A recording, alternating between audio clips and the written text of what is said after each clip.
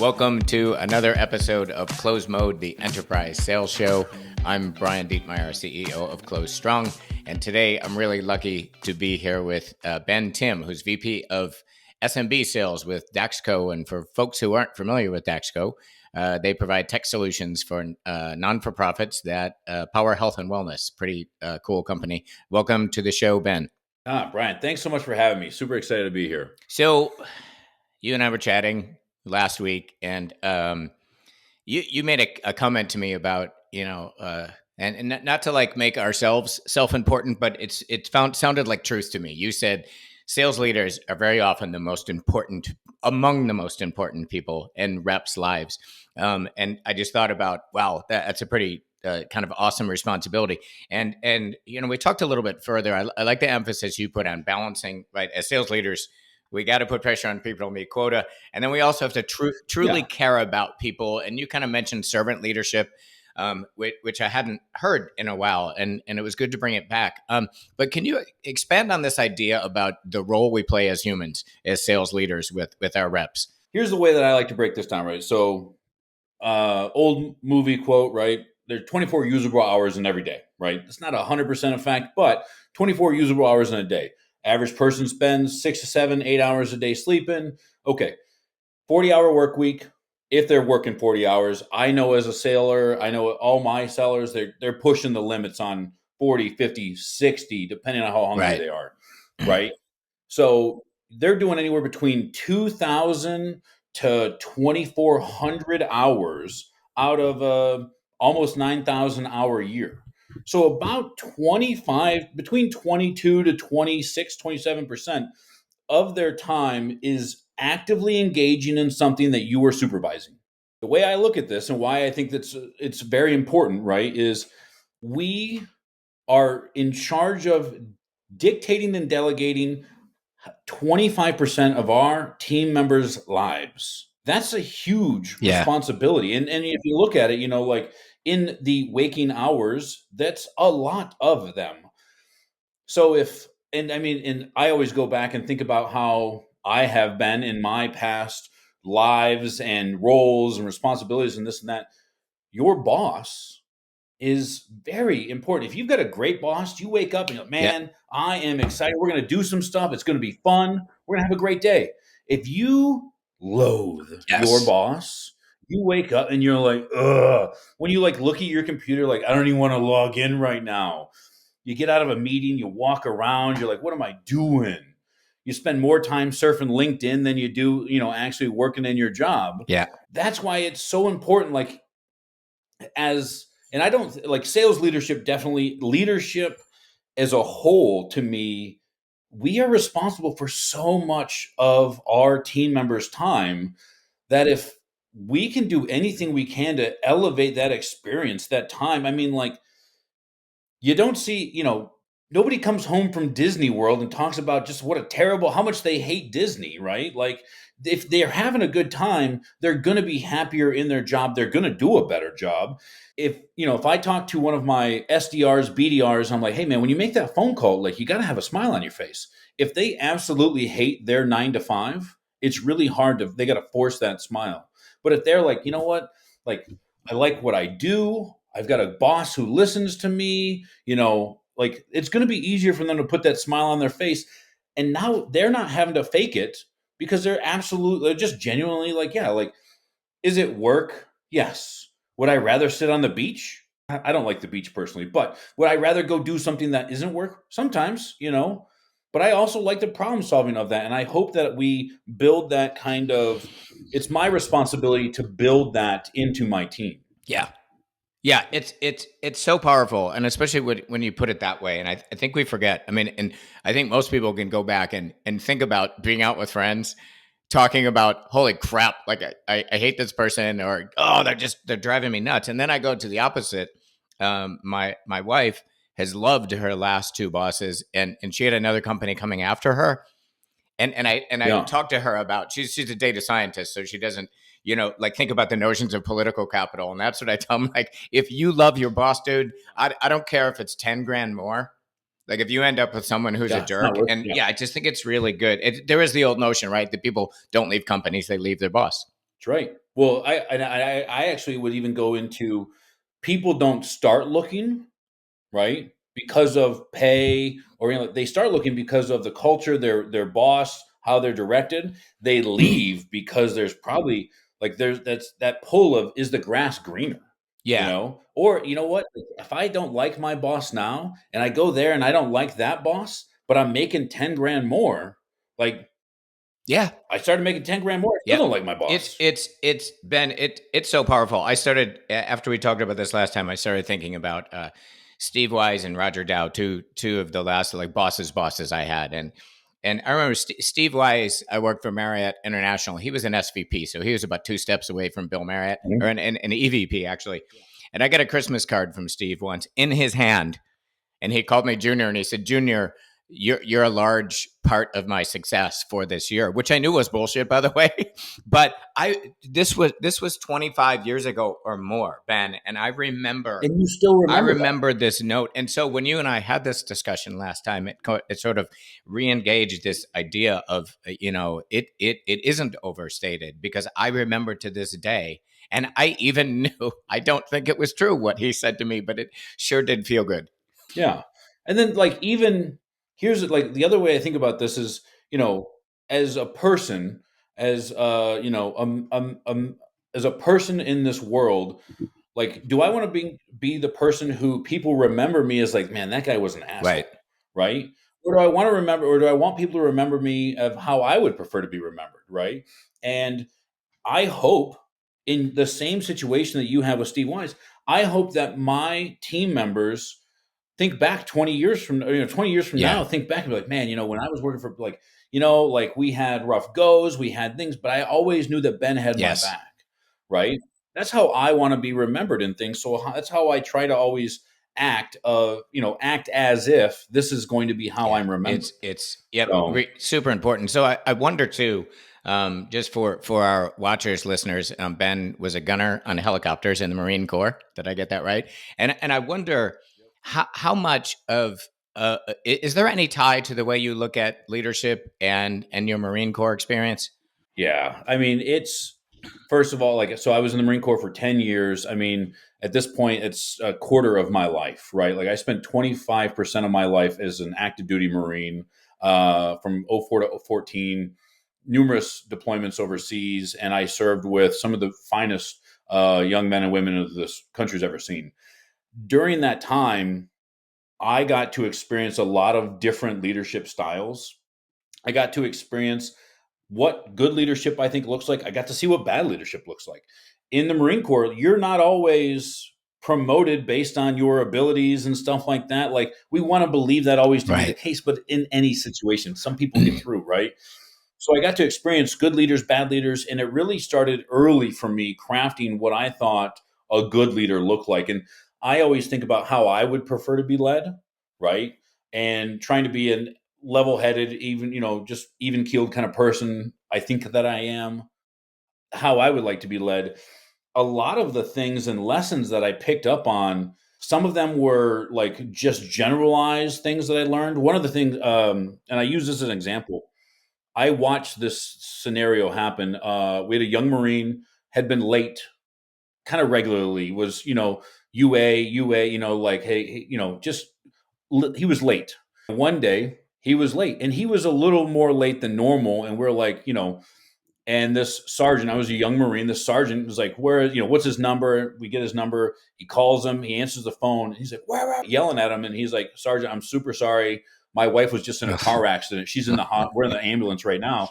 And that right there, Oh man. I was like, and you see this guy go Yes. like, oh, like I messed up. So to this day, if something's wrong, is everything okay? If somebody's late, so if we're at an event, we're at a conference, and somebody's supposed, hey, we're all going to be downstairs at 9 o'clock. At 9:03, hey, is everything okay? Yep, everything's fine. I'm just running a couple minutes. Like, cool, no big deal. I never want to be put in that Yep. situation where I'm the jerk, right? And that's something that I witnessed happened, and it has I mean, that will be part of who I am for the rest of Yeah. my life, Yeah. right? Yeah, I think that there's a little bit of leading with compassion in there. I mean, you can even do that in traffic. Like Yeah, my wife is a rager, and I would say it if she was sitting right here. And I often say to her, I'm like, maybe that woman's got a sick kid in the hospital somewhere. She's flying to get to the hospital or something. And so right. it's the same notion, which I think is good. You know, you also talked a little bit about servant leadership, and I do remember the days of going through servant leadership training, and I do remember sitting in a meeting once as a VP, and it was like, all right, so the people I reported to, they were my customers, right? I had to serve them. The sales team now, I needed to serve them as their servant leader. And I remember sitting in one of those sessions, raising my hand and saying, is anybody in this room, am I your customer? Because I feel like I'm a Right. servant to Yeah. everyone in the room. Yeah. But what's your what's your sense of servant leadership? It's because we were talking about this, and I wanted to think about this, right? And we talked about it a little bit, and I don't, and personally, leadership is different columns or different attributes. I believe that a solid leader needs to have certain things, right? You need to be the coach in times. You need to be the servant in sometimes. You need to be the kind of the ball buster from time Right. to time, right? Like there are all these different things that you need to be, and you can't just be like if you meet somebody who's 100% a servant leader, they're like, okay, I can see that. I've seen leaders that are like they talk about like, oh yeah, well, that's our mom, or oh yeah, that's our dad gonna come take care of us and this and that. I'm like, all right, there's a point where Right. it can be a little diminishing, but I think that the biggest thing is like, and you pointed out, like they're my customers, right? Like my ability is how I am gauged across the industry, the company, and all that is based on how my team Yeah. performs, right? My team wants to perform. My team wants to do a good job. My team wants to hit quota. There are either things that they need help with, they need coaching or things like that, or there are roadblocks that are stopping them from doing that. So, my job as their servant is what roadblocks can I remove for you, right? We have a daily stand up and I say, hey, any comments, questions, concerns? Is there anything getting in your way of being successful Yep. today? And if they're like, yeah, I'm having an issue with this department or this thing or this process, whatever, sweet, that is my laser focus. Like I'm going to attack that problem and either break through those walls, smooth out that roadblock, whatever it is, to make it easier for my team to be successful. Yeah, it's such a difference between having been a rookie leader, quite frankly, and when I was a rookie leader, I often tell people I want to go back to the people who were my first direct reports, my RVPs, and apologize to them for the child I was emotionally. I'm not kidding because I was an auditor of activities. That Okay. which Yeah. isn't leadership in my mind. It's not servant leadership. And you, It's not yeah, but fun. you made that point about like if we have to audit someone's activities, that might be the wrong person because good salespeople, not even great, good salespeople, we're already beating ourselves up enough. Is that fair? Oh, yeah. Right. I mean, listen, if you're listening to this podcast and you've never had a pit in your stomach when you're like, days away from the end of the quarter or the month or the year, you have a pit in your stomach and you're like, I have no idea what I'm going to do right now. I am 34% behind quota and I don't know what's going to happen, right? If you don't have that pit or you've never felt that angst, like you're not really in Right. sales, in my Yeah. opinion, right? Yep.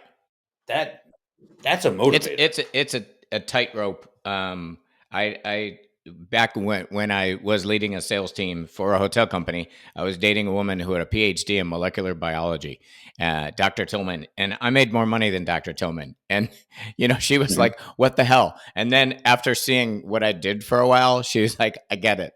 I get it. Yeah. It's a tightrope." Like maybe not every Yeah. day, but certainly every quarter, and certainly every January 1 or whenever your fiscal year is. It's a Yeah. tightrope. Well, and you tell people, like, yeah, and I talk to other teams and divisions and leaders in other areas of things that are outside of sales, and there's always that like, well, sales is like you guys get paid Right. a lot more. I'm like, it's a high Yes. risk, high reward. I was like, there's a reason. And my current CEO, Ron Lamb, I love to death. He's I don't think he coined it, but the only reason that smoke's coming out that chimney, right, at the business is because somebody sold Right. something, Yeah. right? And so you're like, I mean, that kind of puts it in Yeah. perspective. You can have the best idea in the world, but if you can't get someone else to adopt or buy that idea, like, it Yeah. doesn't matter. Well, as they say too, revenue solves a lot of ills. So it cures a lot of ills, Right. so, without a doubt. But I wonder too, because and you kind of touched on this a little bit. So there is that need to drive people to hit the number, and then there is this servant leadership thing. How would you sort of hit the axis of both of those? Yeah, it's a tightrope, to the point of like, I I see this. I don't push on my team. We talk. Hey, how's it going? And I ask them, like, I'm a very blunt person about how are things going. What do you think is either cause what's and I always ask, what's causing you to be successful? What is the differentiator between the top, you at the top, or our bottom performer? What's the differentiator there? And if see if they can point it out, and if they're the bottom person, what is the differentiator? Hey, can you see what they're doing versus what you're doing? Is there a difference? I really try to avoid, I hear this a lot and I see this like, well, hey, let's get after it. Let's shake that tree. Let's let's really knuckle down. Let's dig Right. deep. And you're like, what are you even fucking talking about? Like, what do you think I've been doing? Like, there's a reason why I answer my phone at 9:30 at Yeah. night when somebody on the West Coast calls me because I'm trying to get the damn deal Right. done. Right. And so from a initial on my team, like I tell people who come to my team, like, listen, I'm not a micromanager. I do expect these things. I give a lot of leeway in how we do things. I expect performance. I will assist in any way I can to help you get to the performance levels that you need to be at and that I expect. But if you're not performing, like, we're going to have conversations about it. So I lead with that. That is how I lead my team. I have never on day 25 of a month, or the third last day of the quarter or the end of the year, I don't ever look at my team. I look at my team members. I'm like, what do you think you got left? Right. Right. And they're like, what do you mean? I was like, what do you think you're going to close? Like, you're at 500 grand right now. Do you think you're going to get to 575? You got 3 days. Yeah. Can you do 25K in a day? And if they're like, I can do it, I'm like, sweet, show me. Yeah. Right. And that's it. And if they're like, no, I don't know where else to turn, I'm like, okay, is this a moment that we can talk about and coach on what can we do? Right. Hey, what have you done? Cool. Have you tried this? Have you tried that? Have you done this? Shit. Have you got a sign and went on the corner and started spinning that mother? Like, what else can be done? Right. But I never force my team to inflate a forecast. Yeah. I never push them. What do you think you can hit? Because any salesperson, anybody who's carrying that bag is gonna know, like, if I'm like, hey man, I need you to do 500, and they're like, I only got 375. I'm like, okay, I need 500, and they're like, yep, I'm gonna get 375. Yes. Cool. I will go back and be like, yeah, we're gonna get Yeah. 375 because I've built the trust with my team. That's what we're gonna hit. Like, Yep. I don't know what else to tell you. It's funny. You make me think of a quick story I have to tell you. I was out to dinner. Those of us in selling might appreciate this, with an RVP and his sales team. I was doing consulting work with them. And he said, hey, I got to blow out of here. His company had just been bought. He's like, the new investors, I need to go have a meeting with them. But he said, I'll be back quickly. And I said, how do you know that? And he said, well, because there's a forecast number they want, and all the other RVPs are going to give him that and miss it. I'm going to give him the number that I know I can actually hit, and I'm going to be back here without Yes. a job. And it happened. He came back about an hour and a half later. He's like, buy me a drink. It's over. But I love the fact that he had the guts to walk in and say, this is a number I can hit. I know Yeah. I can hit this number. And so, yeah. And so you said something early on here. There's so many, like, where's this deal? Where's this deal? What's happening? And I wrote down just this, how can I help? that alone, what obstacle can I get out of the way for you? How can I help get this deal done? Which is that's coaching versus auditing of where we at on this deal. Yeah. I tried to never intersect myself, or I never want to interject myself into deals, especially when we're working these big, long sales Yeah. cycles in some of our customers. I don't ever want to like, hey, like, do you need me to do anything? And sometimes they're like, I'll tell you what, man, if you could just come in and bring some weight, cool. A VP of sales walks into a deal. The customer knows that they've got some, hey, they brought the brass in a little bit, right? Like, cool, I'll bring in. What do you want me to say? What do you want me not to say? Do you want me to play bad cop or good cop? How can I help you get this deal Yep. done? And if they're like, hey man, if you could just come in and just tell them it's going to be okay. I'm like, okay. I jumped on a call 2 weeks or a week ago. Yeah, last week on Thursday. I was literally like, hey, what's going on? I was like, jumped in and said, hey, can you just real quick tell me I just want to hear your experience, what's going on, and what your concerns are. I know that he's told me, I've heard it from other people in the team. I want to know your concerns, talking to the customer. And they told me, I was like, yeah, I totally understand where you're coming from. Here's the deal. I wouldn't be on this call if those concerns, right? Like you have legitimate concerns, if they were going to be a problem for us. I was like, these aren't going to be things, they're not things I'm concerned about. You shouldn't be concerned about. Here's how we're going to solve those things. I was like, Tom has told you is 100% correct. We're going to keep moving forward in this and everything should be fine. Here's my email, my phone number. If you need anything, if you're unhappy, just let me Yep. know. Right. And they're like, all right, cool. I was like, sweet. I'm going to let Tom take back over here. I was like, but I want you to know if like your concerns are heard, but you're going to be okay. We're going to take care of this. Hmm. And they walk off, and Tom Smith calls me like later, and he's like, "Man, that was the best." They came in, they're like, "Oh, that guy was so," and I'm like, "All I did was say it was going to be Right. okay. That's all I did." You Yep. know. Yeah. I So I I hope you've had a big impact in resurrecting some things that are important for me. And it's like I want to close this thing out by, those of us in sales leadership positions. Maybe we don't want to or maybe we sell ourselves a little short, or we don't want to be too self-important. But this thing that you said to me last week, and we repeated here today, that we may be one of the most impactful humans in a rep's lives, and we have to take that super seriously. And I would, any of us to think back to the good and the bad leaders we've had and the impact on the quality of our life.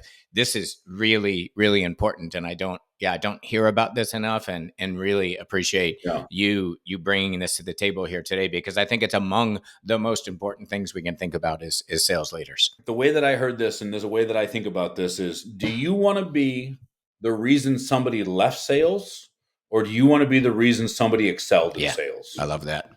Yep. Right. And it's like, man, like I don't ever want to be the guy who's responsible for that guy going like, sales is the worst. I don't want to do Yep. this. I'm going back to whatever, like Yeah, but people who don't But sell your go into your your grocery or something style like to that. me is it's also the opposite of fake motivation. It's helpful. It's how can I help you? What can I do for you?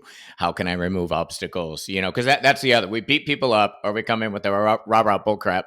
And I love this kind of middle level of, I'm here to facilitate and help you get stuff done, and it's really cool. And I think it's a good.